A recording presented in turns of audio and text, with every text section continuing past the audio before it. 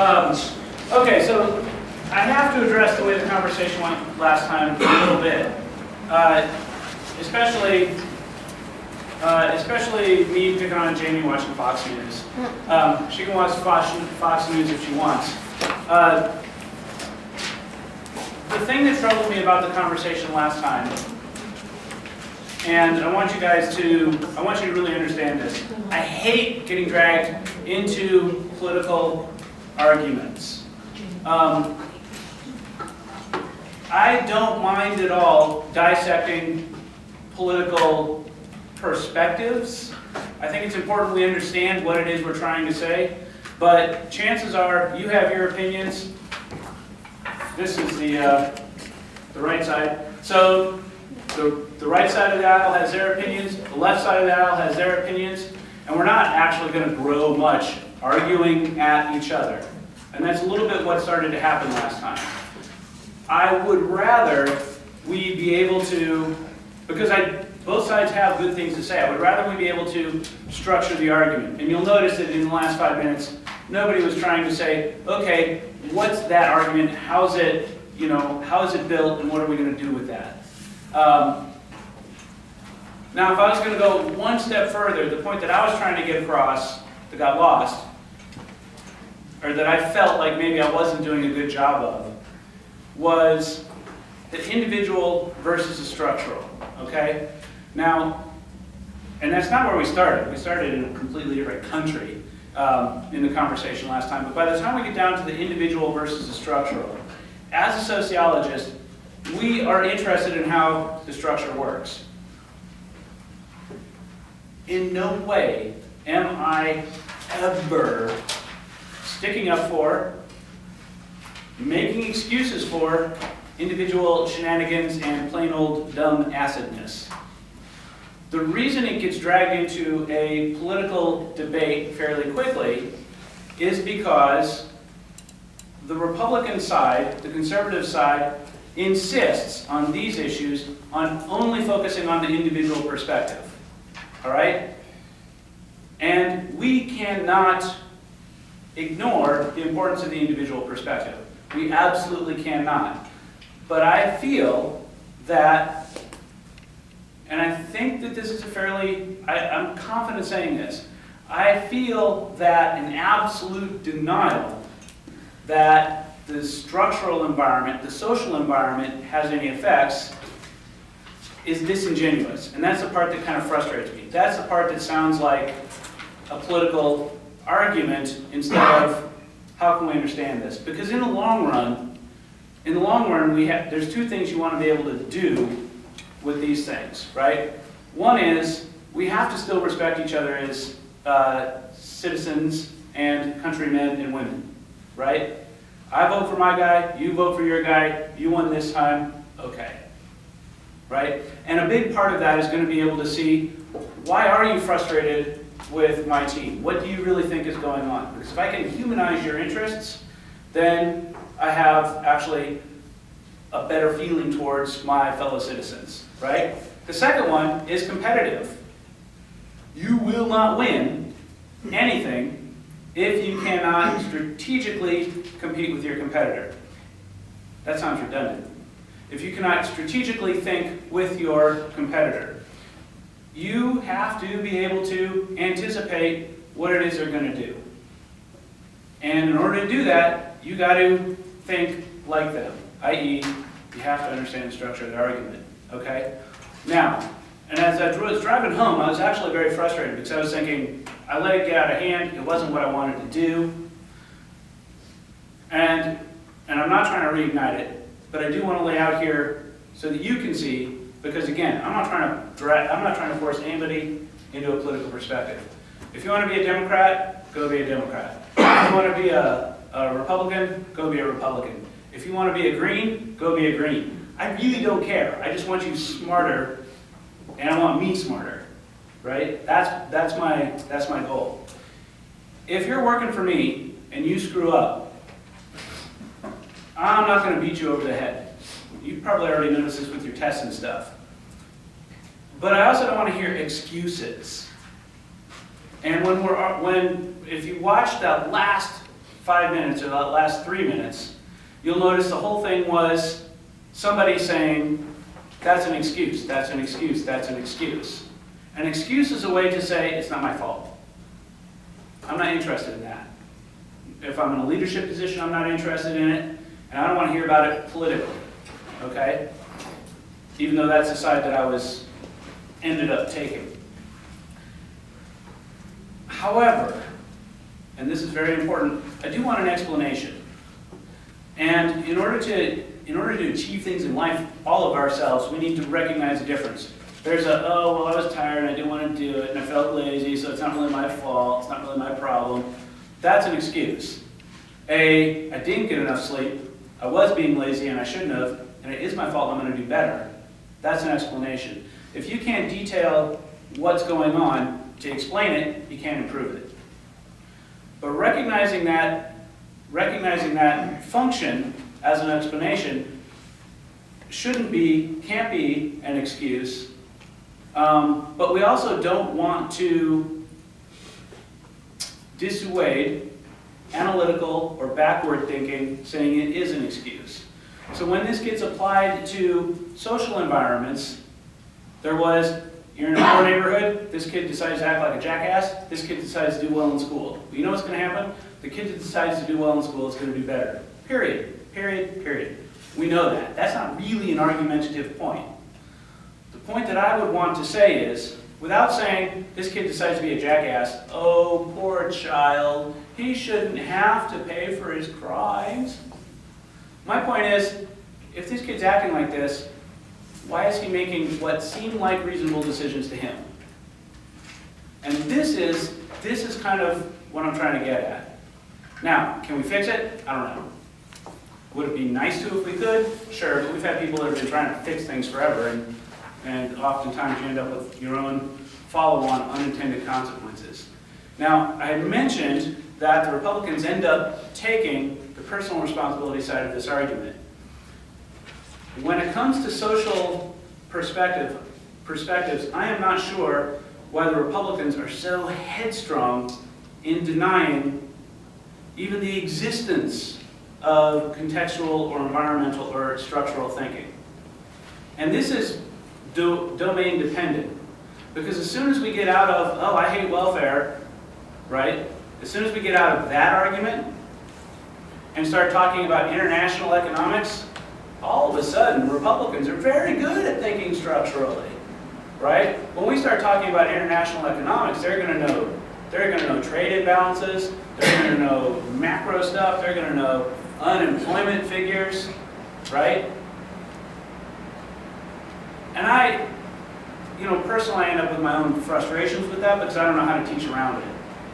Someone who can tell me about trade imbalances and unemployment and the Dow Jones, but can't recognize that the child in this neighborhood faces a completely different set of experiences or potentials, both really, than the child in this neighborhood, to me that seems like willful ignorance. And that's actually what frustrates me, because I don't think anybody in here is stupid. I know you're not stupid. And so, and that's where I get frustrated, and so I end up saying something about Fox News, and I'm sorry. So there we go.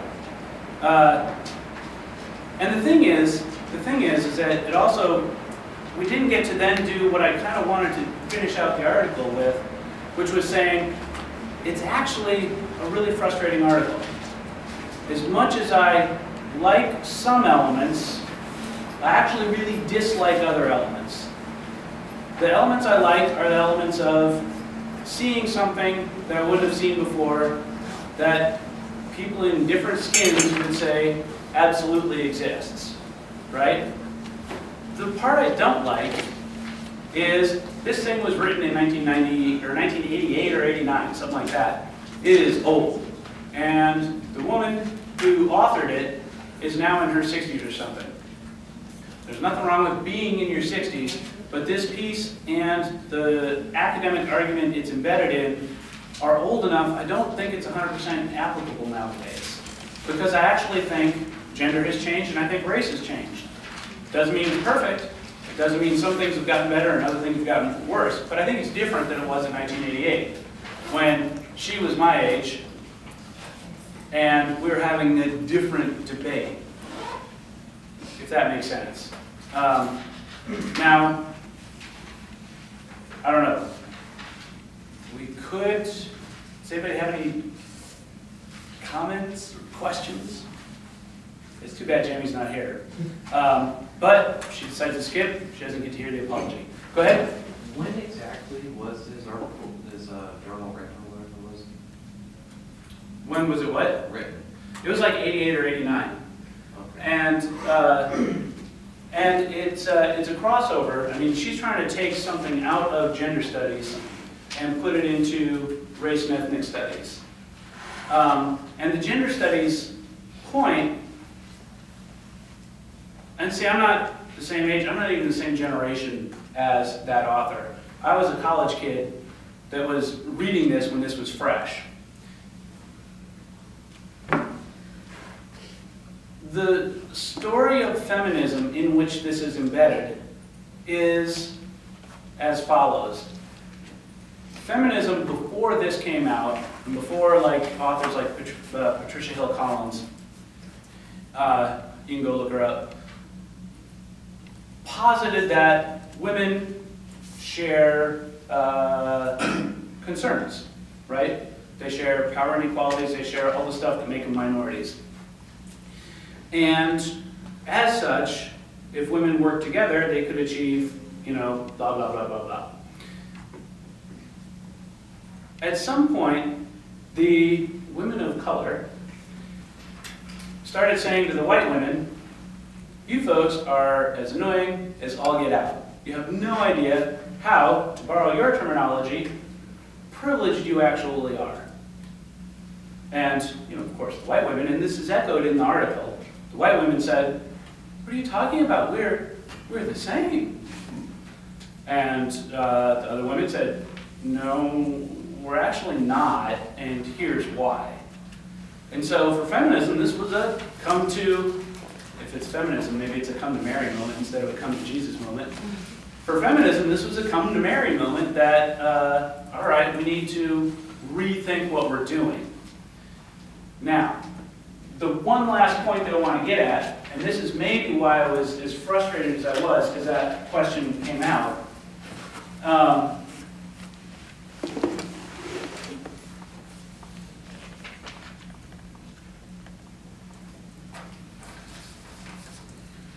There are little hints of it throughout the article, but here's one sentence. I've met very few men who are truly distressed about systemic, unearned, male advantage and conferred dominance. I.e., men, does it bother you that women are underprivileged? Well, gee, maybe it's a little sad. Okay, are you bothered that that actually means you're privileged? Well, then we're into this whole morally loaded discussion, and men are kind of like, well, maybe. And so she's saying, no, not really. So then she goes on, most talk by whites about equal opportunity seems to me now to be about equal opportunity to try to get into a position of dominance while denying that systems of dominance exist. That one's not great. But what she's saying, and this is what I think is kind of interesting, where throughout this article, she's dropping these tidbits that if we can recognize that privilege exists, and we're willing to admit that perhaps it happens in the world, somehow we're going to make the world a better place. Okay, I mean that comes through in lots of academic writing. How does she think we're going to make the world a better place? I think she's smoking crack. But I think her suspicion or her expectation is that if we can show men that they're privileged and they're interested in, we know that men prefer a world of fairness, that they will give women more power and more say-so. So consequently, if we can point out to whites that in fact they're privileged in ways that others aren't, we can you know, they want to live in a fair world, and they'll give up some of their power and their privilege. And okay, I think the discussion of privilege is something that we could pull apart really, really, really, really deeply. I think also, hold that thought. I think also, if we're working towards a better world, who's going to give up their advantage? Do you see Warren Buffett giving his money to you? No? Do you see men saying, okay, women, I mean, this is a criticism I've had of this since I bumped into it 20 years ago. So you'll know that there aren't a ton of women at the top CEO positions, right? I want to see the CEO, the guy who spent 40 years of his career, 45 years of his career to get where he is, to be 65, 70 years old, say, it's time for succession planning, and I think I'm going to pick you. Because, you know, we really need a woman to run the organization, right? I don't see that happening. And so there are several components of this article that I end up seeing as very, very flawed. Consequently, if we're going to actually help women, how are we going to do it? And this gets back to Jamie's point. We're going to do it by teaching them the rules of the game and making them more competitive. If we're going to help minorities, how are we going to do it? We're going to teach them the rules of the game and help them be more competitive at the game they want to play. See what I'm saying? So what's frustrating about getting dragged into a partisan debate about individual responsibility is, truthfully, to achieve the author's own stated goals, the way to do it is going to be teaching them to do it individually. Because if you're going to wait around for Congress to pass a law to make it so that, you know, the other people are going to be nice to you, you're going to wait a very, very long time. And even if Congress passes the laws, are other people going to be nice to you? You know, I'm not really sure. Okay, Christopher. So I missed 2 years as well. Are we still talking about gender inequality before we even make this comment today? Go ahead and make it, and then we'll move to gender. Well, that's what I said. I wanted to talk about gender. Okay. So, I don't know, does that make sense? It was fun, but that's the thing that bothers me about politics. It's fun. We get to get in an argument, everybody gets there, everybody left. There's a discussion in the hall, there's discussion everywhere. And it is fun, but you're not going to change your opinion, you're not going to change your thinking. It is the laziest kind of class I can run as faculty. It's like giving children Cocoa Puffs. You like sugar? Good, here you go. Oh, now they're full, and I didn't have to do any work. Wasn't very nutritious though.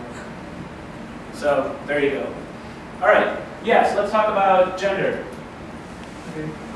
What you were saying, I think it kind of was talking about gender equality, spurred up a thought in my head about the women uniting and the men not admitting that women can achieve certain things. Mm-hmm. And I think that the problem is, of course, men won't. I mean, you can look at, actually, I want to be a nurse practitioner. Okay, you look at a male nurse and a female nurse, the male nurse makes more. So we're not trying to change anyone's opinion in wage consideration. Another thing is that sometimes You have to talk loud. I got to tell you guys, this thing is so noisy that I do have trouble sometimes hearing you. But yeah, keep going. sometimes I feel that it's been going on for so long that some women, there are women that are trying to change things, but there are also women who they just grow up and just assume inferiority to me in some aspects, not all, but some. Like, let's say, can a woman defend herself or something? I mean, it may be completely unrelated, but I feel like that's an assumption, like a woman can't protect themselves like a man, or a woman can't do something like a man just because that's the way they were taught. You know what's interesting about that? I think you are correct. But I think if we asked someone who believed what you just said, they would phrase it very, very, very differently. All right? So from someone who believes in assuming contemporary gender equality a la National Organization of Women and Hillary Clinton, right? Just to give a picture of what we're talking about. It's easy to look at someone who believes more traditional things. I'm going to stay home. I'm going to let my husband make the decisions. I need someone to stand up for me. I need someone to protect me. I'm not going to be as good at all these things, right? To Hillary, that's going to sound like believing in one's own inferiority. However, if we ask those women, and some of them are in here, they're not going to phrase that as inferiority at all. They'll say, I mean, who knows what they're going to say? They'll say it's specialization. They'll say we're equally good humans, but some people are better than others at different things. I suspect that's where it's going to go. And that phrasing is going to be kind of important. Because once you recognize that is built into Hillary's position, you can recognize why they get so frustrated with traditional women. Like, why are you assuming that you're inferior? Oh, wait, no. Different does not mean inferior. Yeah, you can't say that taking care of children is inferior when it's one of the most important things someone can do. I mean, that's how we keep growing as humanity. So that's why I don't believe in women who stay home, cook, clean. I'm not saying they should, that's all a personal decision, whatever you feel like you should do. But I don't think it should be looked down upon if you do want to do that, If they look down and go, oh, you want to stay and do that? Well, I mean, that's their decision. If they believe that's what's better for them, then really, like, I forgot what his name was, but like he was saying, do whatever your job is as best you can, no matter what it is. Like when we're talking about, you don't need garbage man, It's not the best job in the world. Okay, yes. But the importance of the job is just as important as any other job ever. So it's not inferior in any way, in my opinion. Yeah, but some people look at it like it's. Yeah, that's. Well, you can't change how they think about that. Well, that's true. You can see it. Well, there's a lot of different stuff. Like all of a sudden, bing, bing, bing, bing, little things are going off. Notice how we remember the Sapir-Whorf hypothesis, where the language you use influences things. Think about when you take something like secretaries. We had to change what we call secretaries. Now they're administrative assistants. And any of you that actually are secretaries are getting kind of aggravated at me for saying secretaries, right? But the thing is, these people are very important to a good functioning office. You need the secretaries on your side, period, no matter where you're working, because they can really screw things up. That's how important they are. But if we don't respect them, right, then the word or the title becomes like an insult. So then we say, well, we don't want to insult them, so we'll change it to administrative assistant. But if we don't actually change how we think about the people that do those jobs, or we don't think about the job, right, eventually administrative assistant is going to be an insult too. And it's because of women. So let me do a little bit of, Can I say something? Yes, go for it.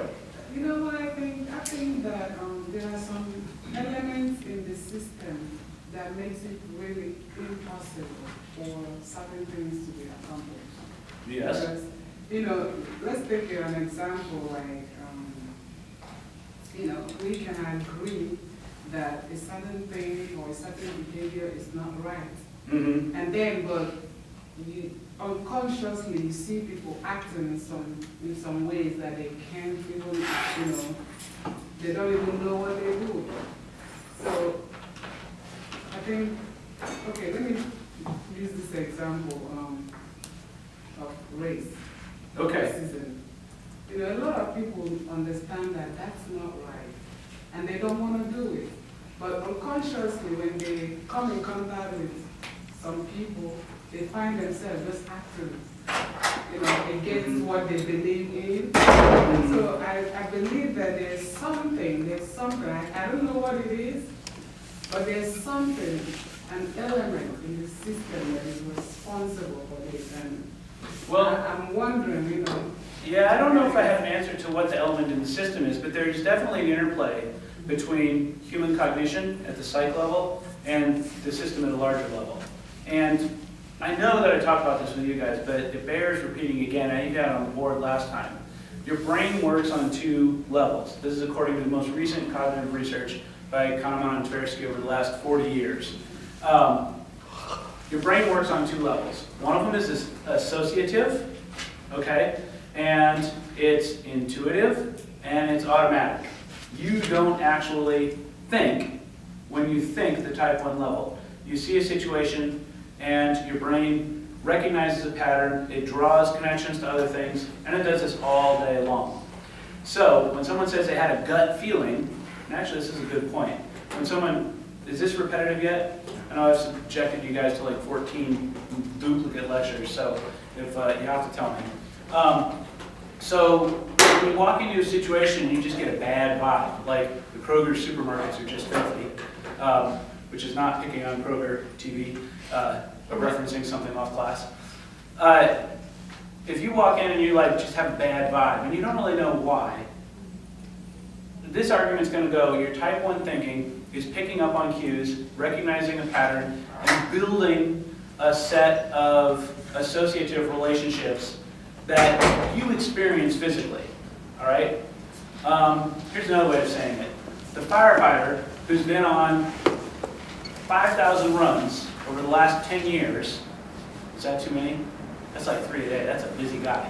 The firefighter that's been on 1,000 runs over the last 4 or 5 years walks into a situation and doesn't know why, just knows that he needs to get his guys out. And you hear these stories all the time, and it's not about firemen, it's about everybody. But walks into a situation, knows he needs to get his guys out, and pulls them, and then the building falls down, right? What's going on there? And the argument's going to be that without him thinking, there's a certain sag to the floor, there's a certain heat I'm feeling, there's a certain, blah, blah, blah. His brain's picking up all this data and putting it together immediately and intuitively, recognizing the pattern. Even though he wasn't able to articulate it himself. Does that make sense?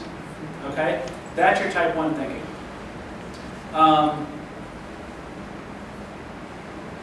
And this works in fascinating ways. My favorite example is one where, and again, if I've told you this, tell me, but my favorite example is one where the researchers bring in students, nice, young, healthy, 18, 22-year-old students, and have them participate in some exercise. And the exercise, one of them is all about old people and disease, and the other one is all about young people. And they bring them in, and the exercise is completely bogus. What they're actually watching is how they walk out, all right? So the young people that walk in and take the exercise, do the mental exercise on age, and old people in sickness, they're timing when they walk out. And you know what? These young, healthy undergrads are walking slower when they're leaving. So they have a distance down the hallway they're measuring them. They're walking slower. They're maybe even a bit gimpy. I don't know how they measure that, but it's mentioned in the articles. The mere implantation of age and decline in their heads is enough to make them go a little bit slower for a few minutes after they're done. The ones who are filling things out on youth and energy, they, bounce right on out of the room like the 18 to 20-year-olds they are. Okay, to me that's fascinating. Now, your type 2 is the one that kicks in and makes you slow down and analyze what you're doing. So, and I promise this has something to do with class. The type 2 system, if I tell you, all right, no pencils, tell me what 13 times 24 is in your head. All right, 13 times 24 is 240 plus 60, which is 200 plus 12, which is 212, if I did it right, and if I didn't. Okay, when you try and do that, and researchers are watching, they can actually tell, and if you did it right, it's like lifting weights in your brains. It takes actual mental energy to stop and think and try and hold those places. And when researchers are watching, your pupils dilate. So they'll have a special camera and they'll zoom in on your face. And they can tell the moment you give up on the problem, they can tell by watching your eyeballs, right? They watch your pupils, they go back to what they're doing, and they're like, oh, you gave up. And people say, whoa, how'd you know that, right? Because it's hard to think What makes you smarter, however, is that type 2. That's what's really fascinating, is the people that get things wrong less often are the ones who use their type 2 to second guess their type 1, which is essentially what I was just telling you at the beginning of the class here. It's great you have opinions that you get emotional about. I do too. But then I gotta step back and engage, how does that work, right? Am I A, choosing a good argument, B, am I being manipulated? Okay, now, I can think of, recall the example I used of the manager at Starbucks who hired a young black man to be his barista, right? This manager said, I had no idea people were going to treat him differently because he's the barista man. I had no idea that the girls that were working there were going to treat him differently. Why would they treat him differently? It's not that they walk in and say, I'm a racist and I don't like these people. You know what it is? They walk in and they see something that's just a little bit different in the pattern. That's all. And they don't think about it.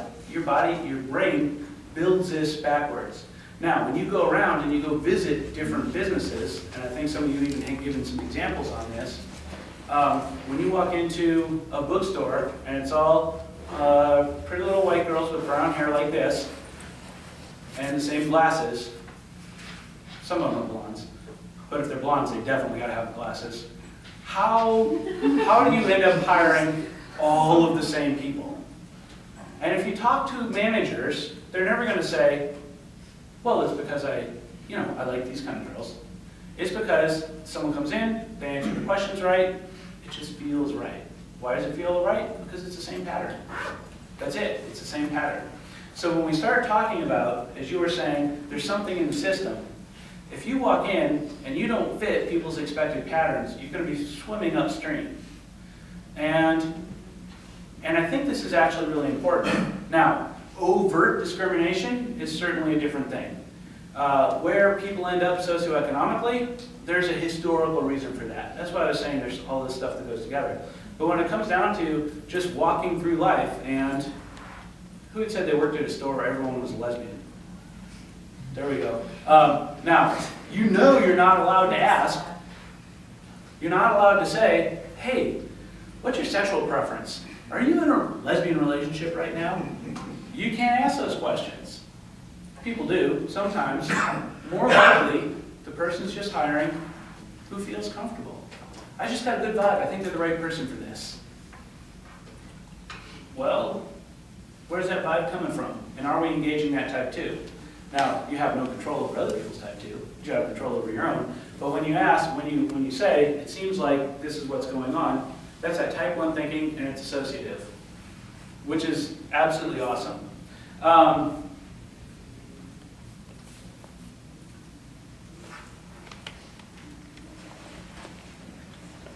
Yeah. Okay, here's something I want to do, because we started with, so what does the book say the wage gap is? Tyler's heard a little bit of this.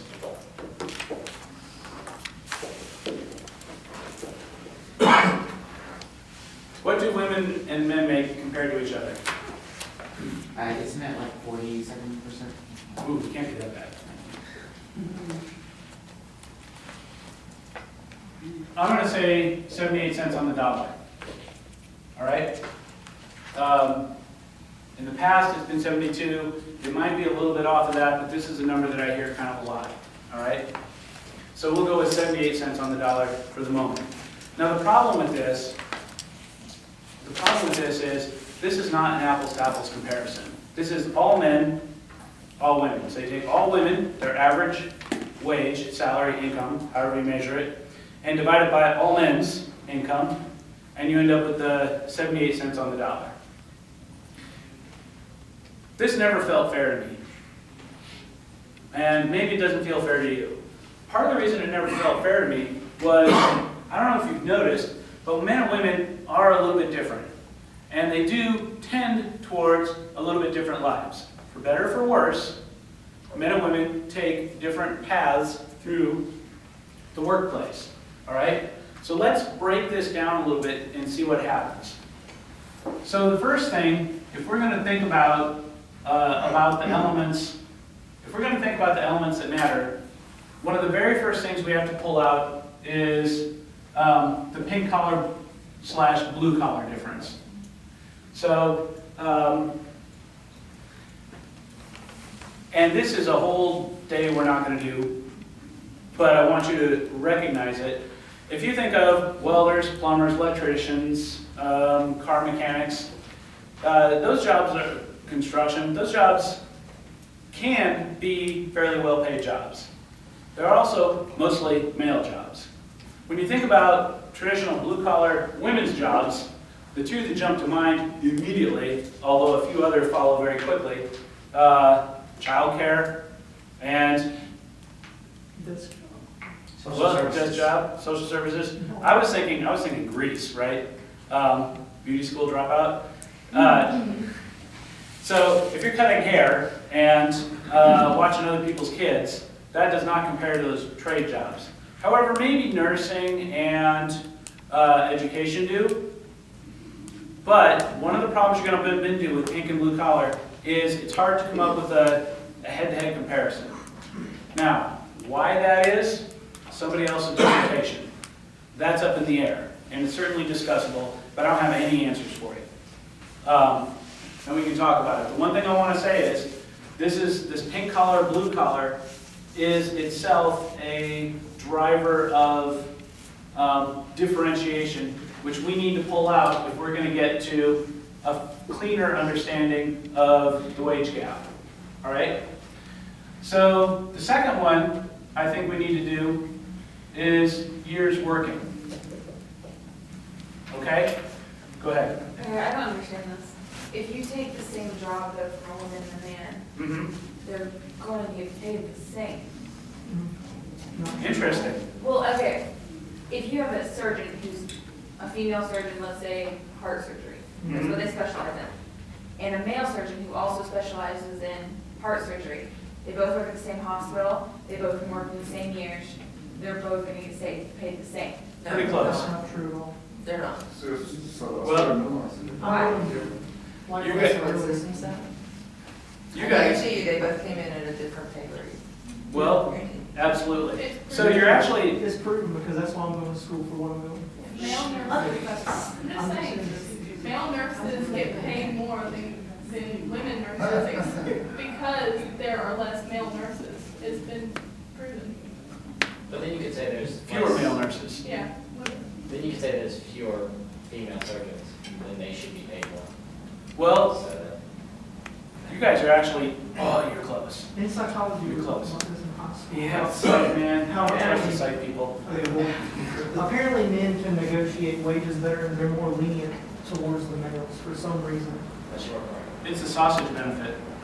Maybe the, Oh, I hope this. All right, so let's stick with the years working. We'll start with that. So one of the first problems you run into is if you take two 25-year-olds and they start a job and both of them are making $25,000 and each year they get a 1% raise, blink, blink, or a 2% raise. This is pretending it's not the Great Depression. People actually are getting raises. The grown-ups in here are saying, that's not funny. Kids are saying, what? Then you get to, say, 28 years old. She gets pregnant, his wife gets pregnant. So she gets pregnant and she says, I'm just going to take 6 weeks off when the baby's born. And then she has the baby. And she says, well, I'll take a couple of years while they're small. And then the baby's 3 and they say, if we're going to have 2, we better not space them too far apart, so then they have another. And before you know it, 10 years is gone. Now, 10 years is a lot, but this is a very, very common pattern. In fact, and those of you who are grown-ups are going to say, oh yeah, I know that family, because there's a lot of families like this. All right, so she worked for a few years, her curve's just getting started, and then she takes 10 years off. She doesn't go back at the same place. She ends up going back with a lower income and almost essentially starting all over, right? Meanwhile, the guy, his wife, when he's 28, she has a kid, he says, man, it's hard working without any sleep, and keeps working. And keeps getting that 2%, which is compounding every year. And 10 years later, he's been working 15 years, she's been working 5, she's making not a whole lot more than the 25 she started with, and he's maybe up to something like 35 or 40. I don't know what, but you see what I'm saying, right? Go ahead. To add to that, sometimes, in my family, the males even tend to work harder because they know now that no one's working in that situation. So, I'm not saying, don't get me wrong, I'm not saying. No, women are lazy, I get it. Yeah, it's not all I'm saying. I'm just saying, if it were I'm me, teasing you. if I was dating someone and they got pregnant, I would join the military. I would try and make more, just to try and balance things out. It's not. Assuming you can get a date. Oh, man. That's low. Did we have a birthday? He pulled your punk card. Jacks. But my point is, I'm not saying anyone's better than anyone, I'm just saying that you just notice that trend, so that sets him even farther above where she's gonna end up. Absolutely. Well, let's look at, so, all right, Chris, because these are 2 points that you guys brought up that absolutely play into this. The other spectrum of years working, Mm-hmm. I don't know if this is true, but it seems like, as like dads, just seeing how it goes, like, the dad is like, if he has a son, it's like, you better get your brother to work as young as possible. When they have a daughter, it's kind of like, no, you don't need to work yet. You don't need to work yet. Wait till they're like 19. Yeah, that's interesting. And I know that I've parents will lie and say they don't treat their children differently, but if you ask them in a closed door after 3 beers, they'll tell you the truth, and they do have different expectations. But that, to my mind, that's a little bit more cultural than I want to go right now. You're right. I'm not saying that you're not wrong, and I'm not saying it doesn't matter, but I am saying I don't want to do it right now. But it is a good point. But that has to do with giving the boys trucks and the girls Barbies and all that as well. So, the negotiation management thing. Now, if you go look at some of the business literature, and they shouldn't be lumped together, but we're trying to get this done, so they will be lumped together. When it comes down to, the business literature will point out that men and women have different styles in the workplace, okay? And these different styles can end up having different effects on these things. The first, the negotiation one is, and I don't know why this is, it could be cultural, it could be whatever, but, so we go back to these 25-year-olds, here comes the boss man, he says, hey, young lady, I would like to offer you a job for $25,000. She says, yeah, I got a job, right? He says, I might do it for 28. And then the boss says, fine, 26.5. And lo and behold, he's making more money, which is exactly what you just said about the heart surgeons. Was it heart surgeons or just surgeons? Who cares? They're surgeons. Now, take that better negotiation ability, for whatever reason, and apply that to a lifetime of sideways moves, promotions, and career changes. And you could end up with a very significant difference by the time you get to the end, okay? And that's just the negotiation side. The other side of that is management. Now, the business literature will tell you that, in fact, men and women tend, not always, but tend to have different management styles. And as such, bring different strengths to the table, okay? So, men may be more likely to just be more direct. I need you to do X, Y, Z, and I need it now as quickly as you can, please, thank you. And women may be a little more, what's the word? Submissive? Laissez-faire? Yeah, very good, from class. I'm thinking something conciliatory, but that's not really the word either. But they'll say something along the lines of, I'd like you to go do X, Y, Z, or I'd appreciate X, Y, Z. And it sounds like a question, right? If it sounds like a question, it sounds like you have the choice to do it or not. Now, when a woman says, would you please go do X, Y, Z, who in this classroom thinks it's a question? Nobody. But one of the differences, well, so that's one part. Here's the second part. A lot of the, please go do this, guys, don't necessarily care about your feelings. Some of the would you like to, or would you please, women actually are quite a bit better at team building, which can be very good for the bottom line.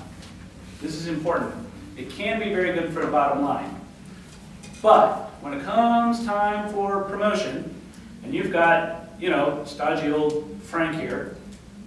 Oh, that's the new Pope, I can't do that. Whatever. We've got the boss man, and the boss man says, we need a promotion. Who are we going to promote? And they see Mr. over here. Go do this. Get this done. He looks like he's the guy that's doing things. Versus over here, I've got a good team. Would you please? Would you please?